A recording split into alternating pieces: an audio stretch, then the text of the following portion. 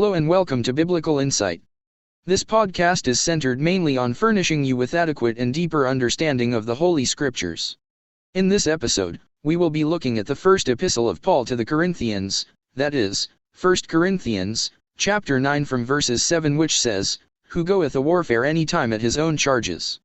Who planteth a vineyard, and eateth not of the fruit thereof? Or who feedeth a flock, and eateth not of the milk of the flock?" Dear listener, when an employer engages an employee or some employees, the salary negotiation is a major thing that must be discussed at first. The condition of the company will be well explained to the employees.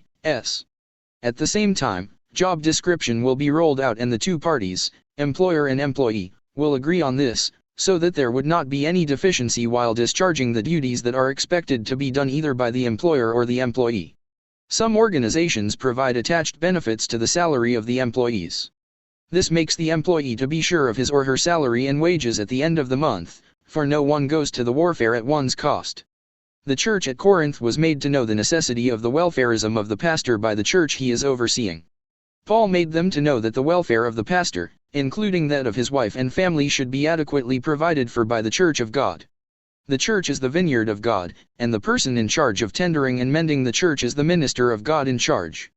And he is eligible and qualified enough to be partaker of the fruits therein. The adequate welfare of a minister serves as his own salary and wages from the church of God. If pastor has sown spiritual things into the lives of the church members, then he is expected to reap the physical things from them also. The church of God is not expected to close their eyes to the needs of the pastor or deprive him of what should be his benefits and advantages. Dear listener, the calling of someone as a pastor is a noble call from God. He is not expected to be begging before eating what is good from the members. He shouldn't be knocking at the doors of the members before he eats food. You don't go to the battlefield at your own expenses or charges. Taking good care of your pastor is biblical and ordained by God. Don't turn your pastor to an idol that needs to be taken care of once in a year as some people in practice.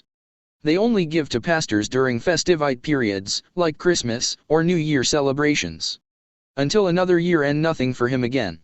Some even give pastors a meager and ridiculous gift since they know that the man of God will not complain.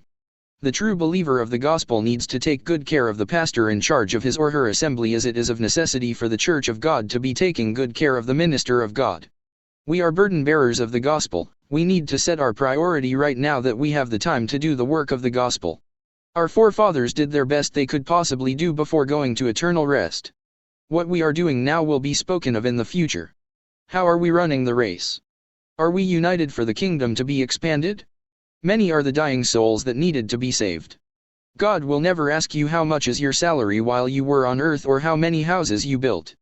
The only question will center on how many souls won by you and how supportive you are when it comes to kingdom projects.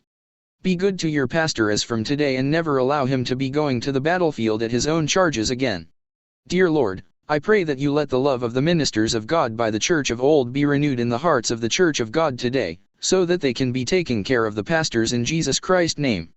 Amen. Thank you for listening to this episode. You can visit our website www.pastorisaakadetutu.com for more episodes. Peace be unto you. Amen.